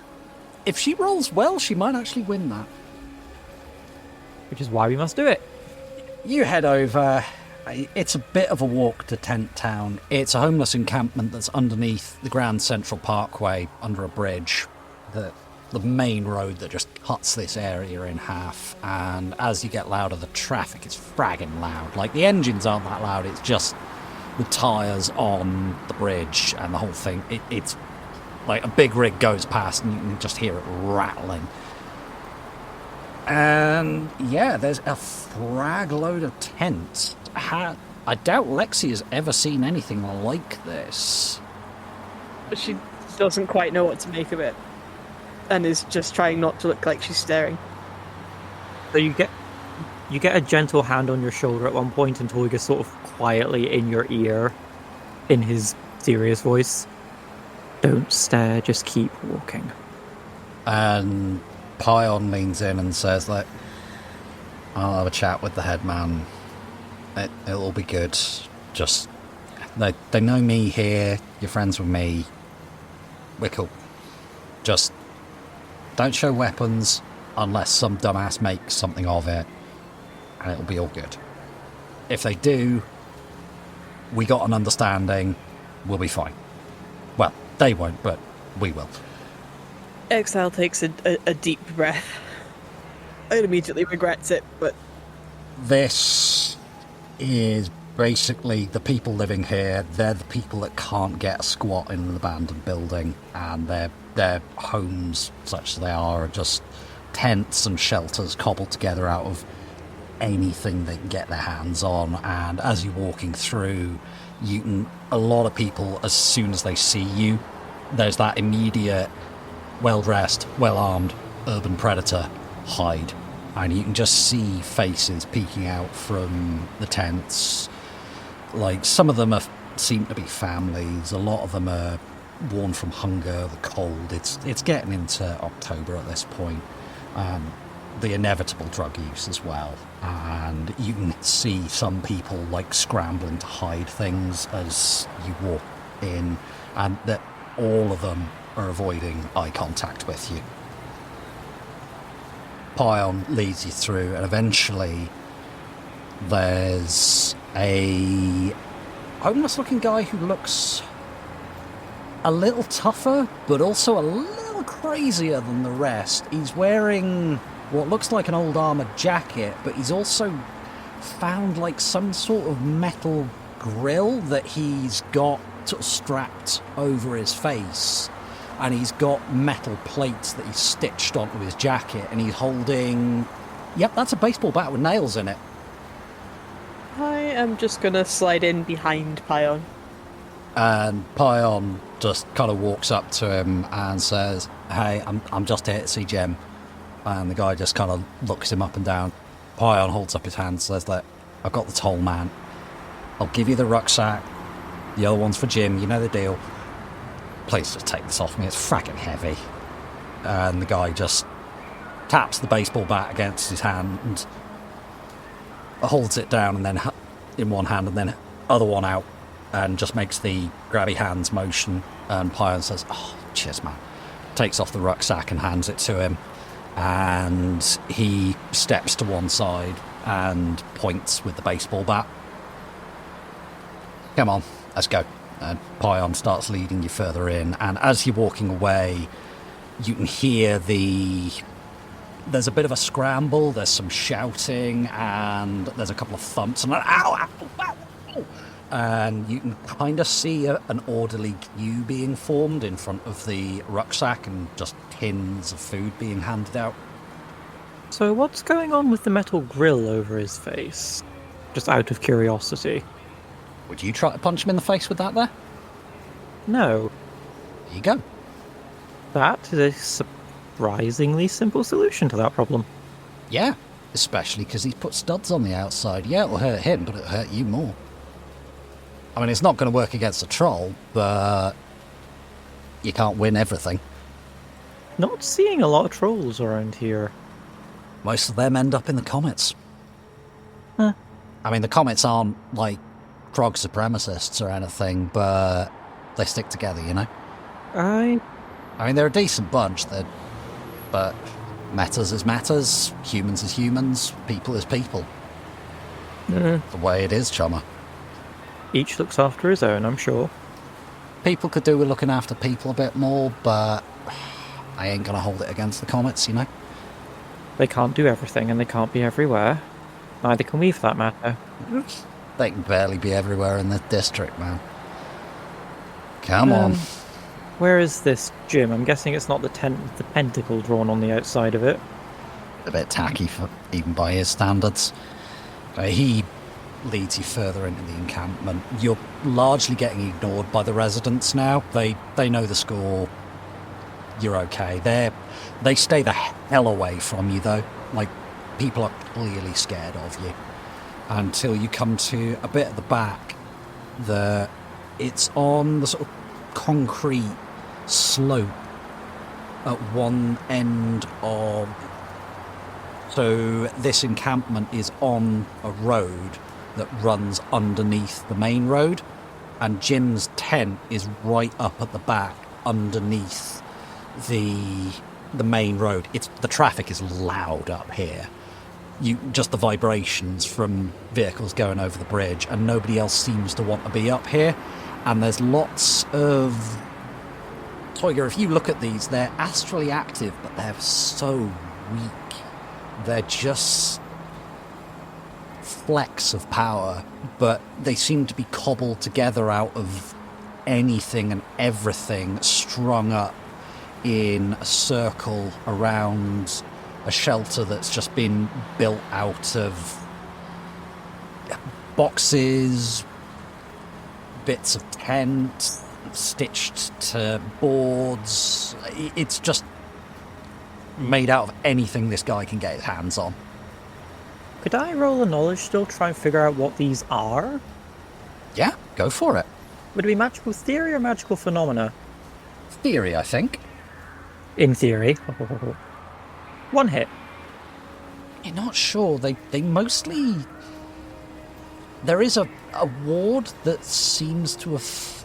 It's just fading, like there's the last vestiges of it. They seem to be linked to that in some way. Actually, can you roll me a memory check? Mm-hmm. 2 hits. Even with 2 hits, you recognise the magical signature on this as Grim. It's unusual. Yeah, So- that weird elf that runs in Sunshine's X's team that helped you out once with the tag eraser. It's his magical signature. I wonder what Grim was doing here. So Toyger wanders up to like one of the various little totems or... As you do, Paeon just reaches out a hand, grabs you by the collar and pulls you back and says, "No man, don't frag and touch that. Wait here." As he wanders off, Toyger sort of... Lexi, you can see Toyger's fingers sort of faintly moving through the air, like he's... There's something there that he can feel and trace, but you can't, and then presses thumb and middle finger together very faintly, and you can just about see... Imagine somebody holding, like, a thread from a spider's web between their fingers, and Toyger's peering really closely at it. And then lets go and says, "Yeah, that's definitely Grim. Smells like him." Dust and bergamot and... What? Friend from book club runs with him. He's scary and weird, and his best friend is a bandit. As you're having this conversation, Paeon has walked up to the edge of the circle and goes, Jim, it's me. It's Paeon. You there? There's a... Paeon! Yeah, it's me, Jim. It's okay. You can come out. I've got a friend with me. He's cool. Friend... Not like the other one. The other one was bad. The other one had blood on the roarer, blood on the roarer, blood on the roarer. No, Jim, it's cool. He's okay. He's okay. Ah, he's met Luna. It's not one of those... Blood on the aura, blood on the aura, blood on the aura, like the priest. The priest is bad. Stay away. Jim, it's okay, man. We're just here to help you top up the wards. I know you had some other guy do it a while back. He's better than me, but I got somebody to help. They're not going to help like the last ones. The last ones got rid of the priest, though. They got rid of the priest. The priest was bad. Jim, just come out, man. And there's a little bit longer of this backwards and forwards. And eventually this elf comes out who... Oh, he looks like shit. He's got like 3 coats on that are all torn, and some of them have been stitched into each other. He's got some magical symbols that seem more shamanic at a casual glance, stitched into them. And after he comes out, he just furiously goes around checking all of the little talisman that he's got hung up around his tent, and says they'll keep them out, they'll keep them out, they'll keep the blood out, they'll keep the blood out, they'll keep the bad out, they'll keep the blood out, they'll keep the blood out, they'll keep the bad out. And Paeon just kind of looks at Toyger helplessly and goes, "We're going to need to give him a minute, man. He's... Yeah, he's been like this ever since that last run." You Casper. You might have given me a bit of warning. Yeah, I'm sorry, man. What on earth happened? You know that knife? The one that should be encased in lead and thrown into the Pacific, yes. I am not fragging letting out of my sight because I don't fragging want the consequences of somebody else getting their fragging hands on it. You don't have it with you, do you? No, you think I would fragging bring that here? That fragging knife is why he's fragging like this. And it's my fragging fault. Why do you think I fragging bound spirits until they died? Because he fragging ended up like this to save me. You'd not told me that. No, I fragging didn't. And if you fragging tell anyone, I will fragging kill you. Because this is my fragging fault, and I need fragging help to make sure that my friend who saved me is okay. So, Toyger sort of one hand quietly covers the back of his mouth, and you can see that he's trying to keep like the snarky, affable, nothing gets through to me, Toyger, and Toyger and Cecil are having a fight in his head over who gets to be in charge here. Because partly he wants to go all to bits and be like, oh my god, I never knew, I'm so sorry, I took the piss out of you. While this is happening, Paeon is just pulling out a packet of cigarettes and just lighting up. And he's clearly just doing this, not because he wants a cigarette, he just wants to give himself something to do so that he doesn't have to look at you or Jim or Lexi or anything. So Toyger doesn't go up to Jim, because that might be considered a threat, but he sort of, like, he's got his hands out in front from where Jim can see them. He takes like one cautious step forward. Hello, Jim? My name's Toyger, I'm friends with Paeon. He said you needed our help? He's furiously checking one of the talisman, and he seems to be casting. Could you give me an A-sense there, Toyger? If you want to A-sense him, of course. That looks complicated, Jim. What exactly are you doing? I need the wards. I need the wards. The wards keep them out. The wards keep them out. The wards keep away them. The man with the blood tried to keep them away, but his magic's bad. His magic's bad. But I need to keep them away. Keep them away. We'll help keep them away, and there won't be any blood magic. I go on a walk. I go on a walk. I go on a walk in my mind. I go on a walk in my mind. I go to the astral plane, and it's calm, and I'm safe. But I need to make sure my body's safe, otherwise I won't come back. And if they get into my body, then I can't come back. And I need to keep them out. I need to keep them out. We'll be keeping them out. Don't worry.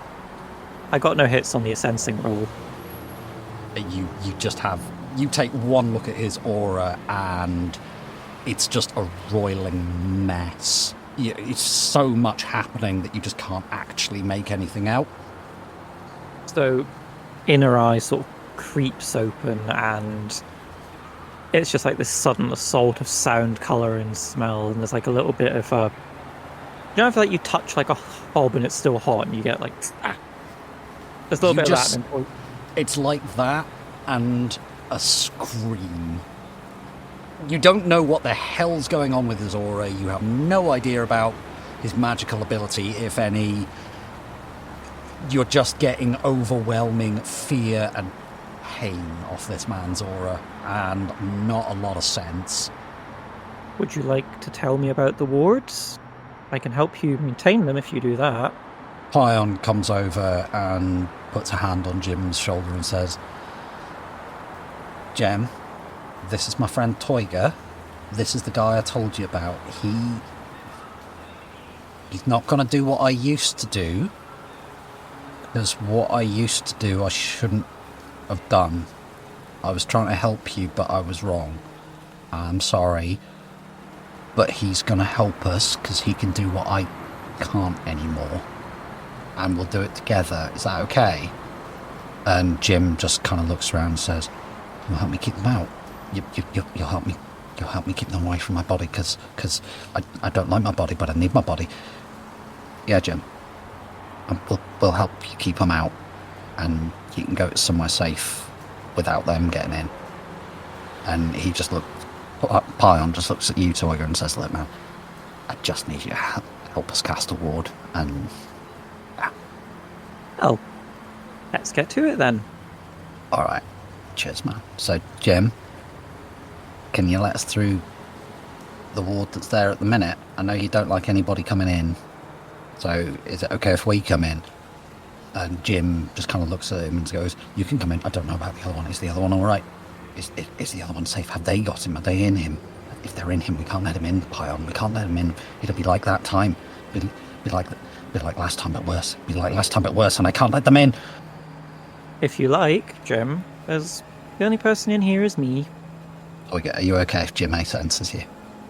Yeah, got nothing to hide. I'm harmless. Jim? Paeon, are they in him? Are they in him? Jim. Just sense him. Just take a look. It's fine. Seriously, man. I wouldn't bring anybody here that I don't trust.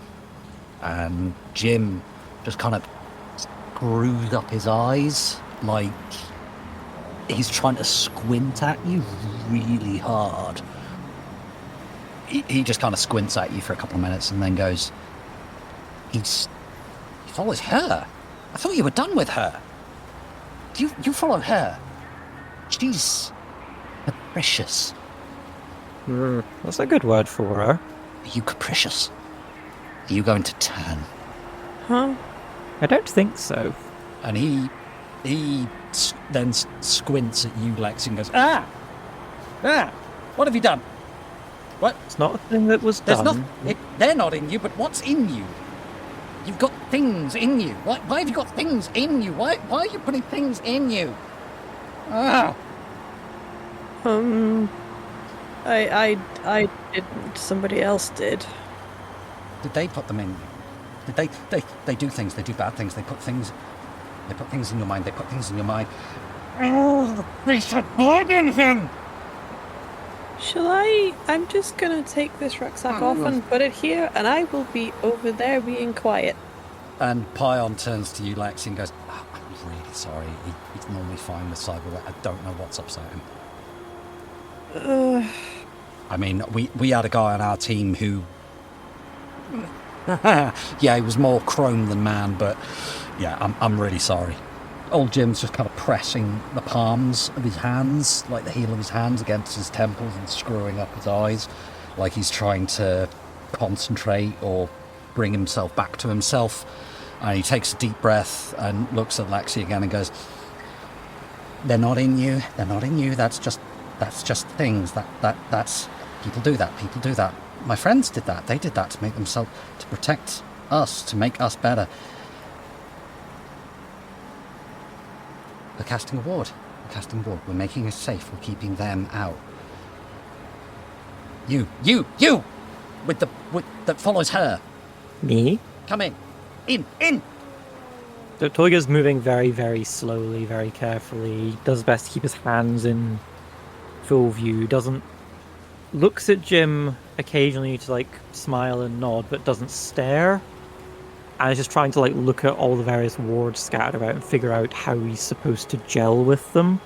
When you step in, Jim immediately comes over and just grabs you, and he just holds you by the head and just bangs his forehead against yours, nose against yours, and just stares right into your eyes.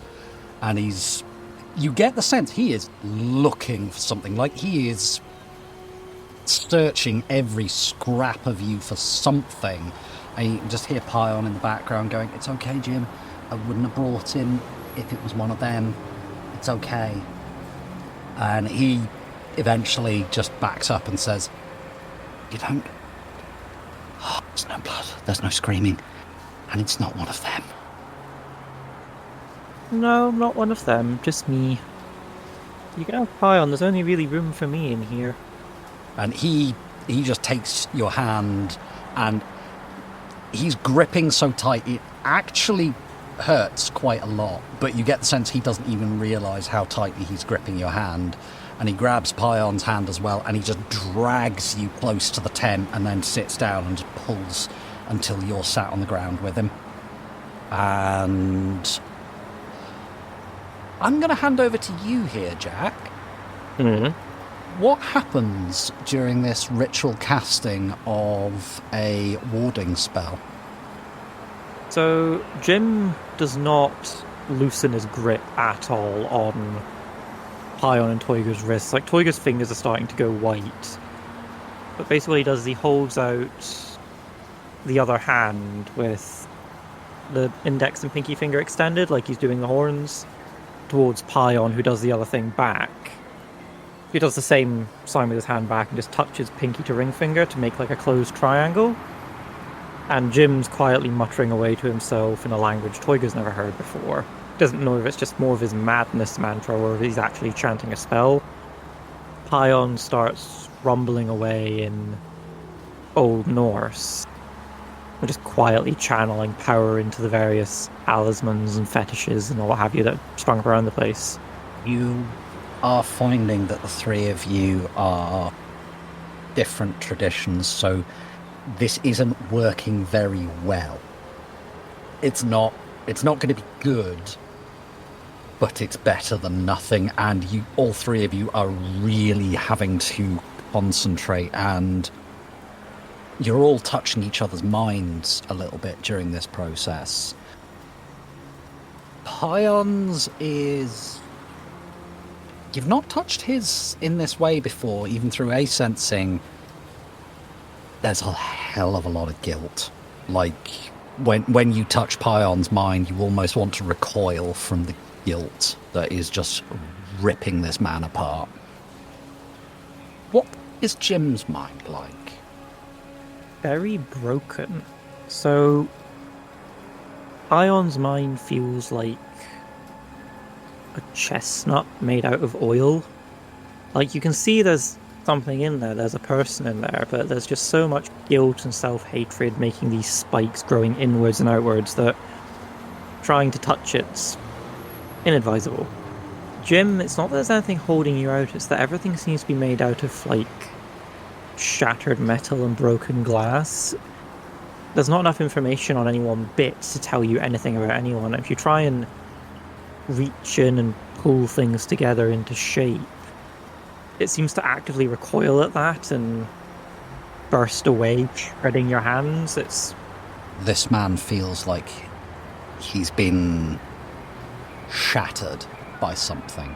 It's something has actively torn this man's psyche apart at the astral level.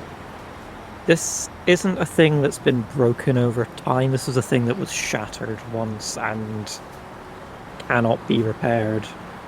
And Toyger's doing his best to sort of keep walls between the two of them, like letting them see Toyger and what's going on in Toyger's head while doing his best to hide Cecil away. You do also find that as the three of you open up to each other's magical power, magical potential, Jim, and to a much lesser extent Paeon, they're like men emerging from the desert, finding an oasis as they touch your magic. They are... Paeon, you get the sense of he is restraining himself, he is being respectful, and going, no, this isn't mine, this is here to do a job, but Jim is just drinking desperately, and you actually have to carefully hold back, because he's... Yeah, it's actually very difficult to, on the astral level, to see and to not let him drink from that well. Yeah, so the spell that they're casting, it's kind of like like climbing plants growing up a tree. And Toyger's magic's the central tree, and he's doing his best to like guide and shape it so that the bark flows in a certain way, so that the branches split and merge again and flow together. And Paeon's so focused on being respectful and holding back and not intruding that his bit of the spell, the vines that are meant to wind up and around the tree and help hold it up and make it stronger, there's just that little bit too much distance, so they're not really doing their job properly. And Jim is so ravenous for the bright, cool magic that Toyger's using that he's just drinking on it, so it's less his vines are finding a way to wind themselves around the tree, more that they're sucking the life out of it. And Toyger's constantly having to divert his attention away from shaping his bit of the spell to basically pushing Jim back into his section of it. And doing that's what's weakening it, because he's also having to reach out with the other hand and grab Paeon and pull him closer. Like, no, you can't half-ass this. You have to actually put the effort in. Yeah, and eventually Paeon just... It's like a spirit link. There's no words. And you get a... I'm sorry, I haven't touched power like that in a long time, and I didn't want to take what isn't mine. And then he really opens himself up, and the magic, you can feel hints of what you are, of what he used to be, but it's now overlaid with something completely different and very alien to you. And he just plunges a part of himself into this well of power and draws on it, and he's weaving the magic in a way that you've not seen before, not experienced before, and you get this sense of, oh, oh wow, when this man was at his full potential, he was good. You're seeing just explosions of lace. It's like ice crystals made of lace that just suddenly wind their way up the tree in these beautiful patterns. So back along the spirit link, like you've got that guilt and that trepidation that stopped him reaching in for it, and as he does like throw himself into it and send these like splendid patterns winding up the tree, just Toyger sends back, it is not theft to take that which is given freely. And just this willingness to help, and this... Toyger previously thought very, very badly of Paeon for how he'd maintained these in the past.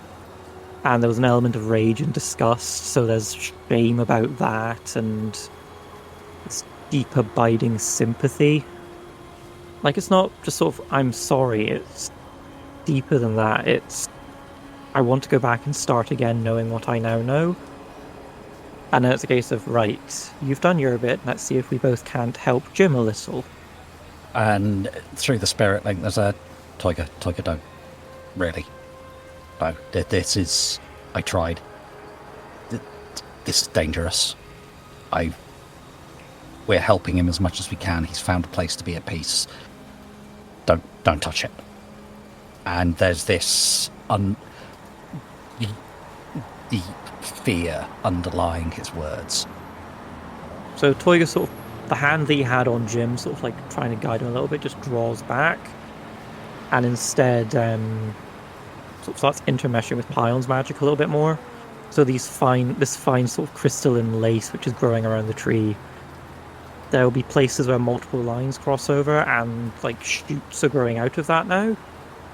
So like they're finding a place to intermesh with Paeon's magic really well, and sort of what Toyger and Paeon doing is this incredibly complicated and really quite tremendously powerful interplaying of magic.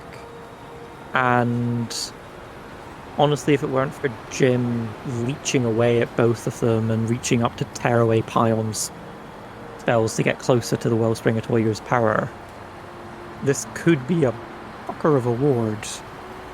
But Jim's doing more harm than good. Yeah. And we're spending so much energy fixing what he's done.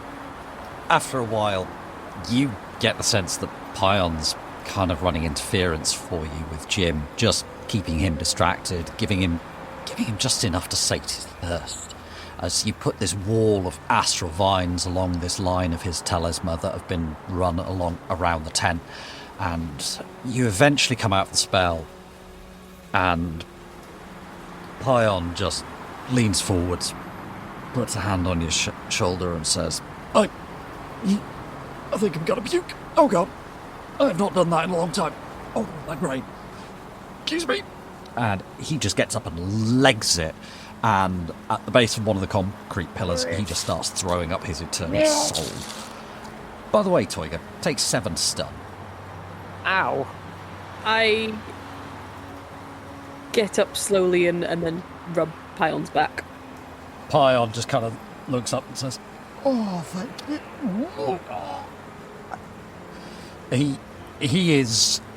He's gone full fetal, lying in a puddle of his own vomit. Doing my best to keep him out of it, but it's a losing battle.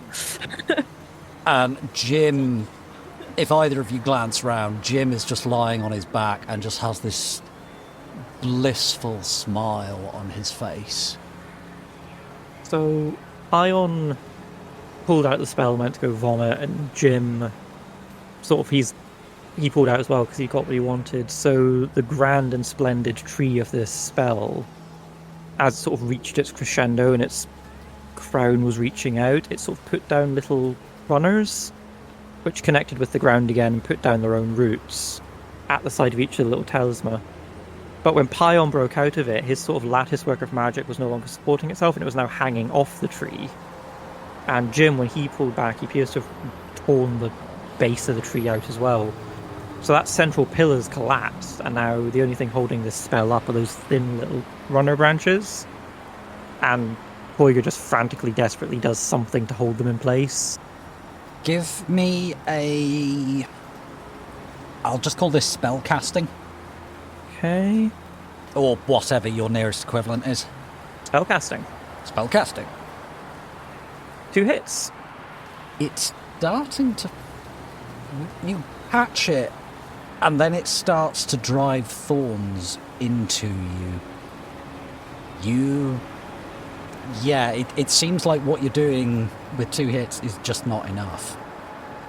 The spell's sort of giving way under Toyger's hand. Like the keystone he was going to use to hold the spell in place just cracks in his mouth and he can't say it anymore. I'm going to hastily use Edge to try and maintain this spell. Okay. 2, 4, 5, 6, 7. 1 more hit. You just about manage to ram this keystone, as you call it, into the spell, and it fights back, and you can feel it shuddering and juddering in your hands, and you're just going, no, oh, frack, and push even harder against it, and it jams in, and suddenly the whole thing holds. It doesn't get better, but it holds. Could you please roll your drain attribute? 3 hits. You take 2 more stun, so you're out like a light. And that's going into overflow. Yeah. Yeah, so Toyger, as he's pushing on the last little bit of the spell, just this guttural chunk of Enochian. Sol peth pasha dwalen o farzam a volga backpacking if valge ishot curtis. And then a blood vessel in his eye pops, his nose suddenly gushes blood, and Toyger's eyes roll up into his head and he keels over. So, Lexi, you've got a mad old hobo. Right. Your cousin's got a nosebleed and is lying on the deck, and your new friend that buys you beer and gives you spliffs is puking up his eternal soul. What would you like to do? Stare at them all in confusion for a couple of minutes before recognizing that Paeon, whilst puking up, is compos mentis. So my next priority is Toyger. Yeah, cool. What are you doing with him? I mean, you could just put the boot in. Putting him in the recovery position. Seems reasonable. You've got a puking Paeon and a passed out Toyger, and Jim is kind of lying on his back, staring at the underside of the bridge, just going, oh, the voices have stopped. The voices have stopped for a little while. Oh, the silence. The silence. Oh, I love it. It's beautiful. I like the silence. Paeon. Oh, Lexi. Yes. I have some anti-nausea tablets. Yes, please. Go and deal with your cousin. I'm awake. He's drained himself out. I don't know what to do. Make sure he doesn't choke on his own vomit. I can do that for myself. Oh, right.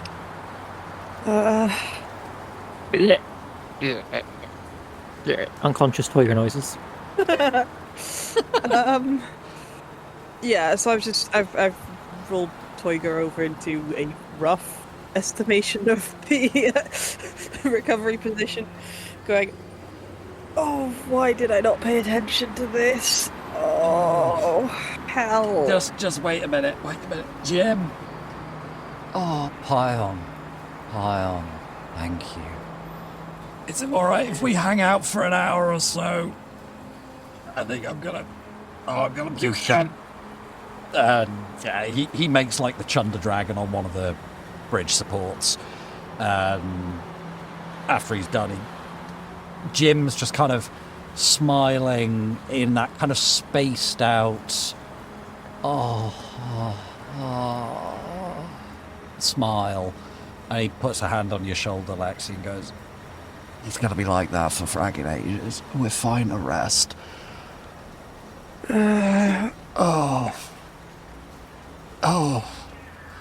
I need a spliff.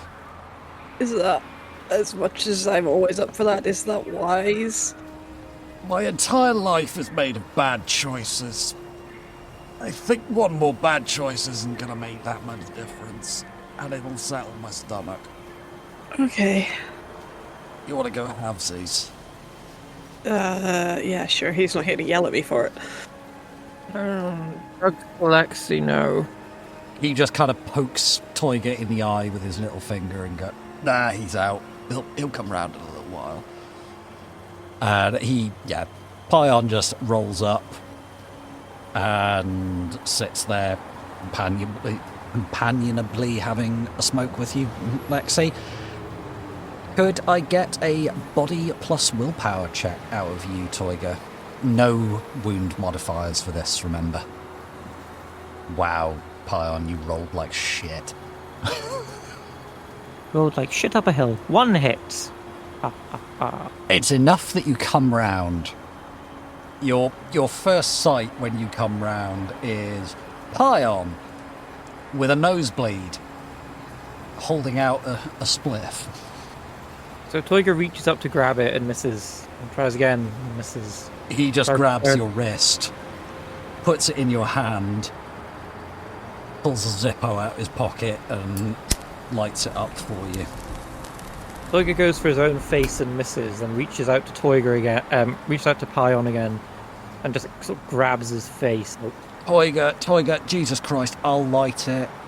You're gonna go home with no eyebrows otherwise. He lights it up for you and just sticks it in your mouth. Looks over at Jim, who's still lying on his back, and says, he's going to be like this for hours. We're going to get no sense out of him till then. I suggest your cousin drives. The hand goes up and is reaching around. It's like, no Lexi here. Just Paeon.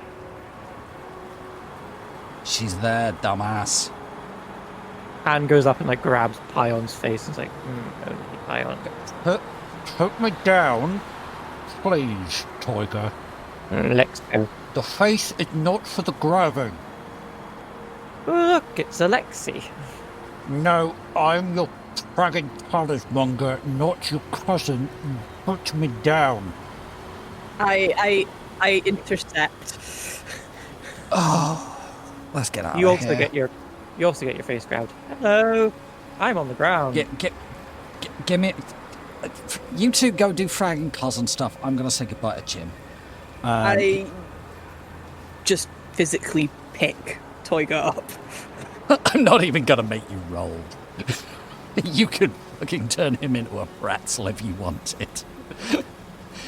Paeon goes over and kneels down next to Jim. And there's a quiet conversation you can't really hear. And he eventually just kind of grabs Jim by the shoulder, pulls him into a sitting upright position, hugs him for a few minutes. It's a long hug. And then lays him back down and walks back over to you two and says, right, let's get the frag out of here. Oh, God. You gonna be okay, Paeon? I've got this one, but are you okay? I can walk. Straight line is optional, but I can walk. You mind taking the... Just stick your arm through my elbow. Thanks. Yeah, you stagger back to the car. There is one moment where one of the people in Tent Town looks like they're going to make something of it. And Paeon just kind of glares at them, tries to say something threatening, and then just projectile vomits at them. And they just kind of go, too much even for me. No. And yeah, you get back into the car and start the drive back over. And Paeon has just kind of dragged Toyger into the back seat. So Toyger's still a little bit spacey, having just come round. Oh my. I'd say don't hesitate to call me for that again, but maybe do hesitate? Because don't mind helping a guy out, but oh hell above. Yeah. Look. Have you always had 3 heads, Paeon? It depends how stoned I am. Oh, God. Look. Serious note, Toyger. Bragging, tell nobody about this, yeah? I don't care about your team, but outside of your team, don't friggin' tell anybody about Jim. Just don't even tell your team where he is. That goes for you too, Lexi. Just please. Exile, I'm sorry. I'm still getting used to it. I've got nobody to tell. But I understand. Yep, you don't tell them then. Just... Oh, it's not just for his sake, it's also for yours. I get it.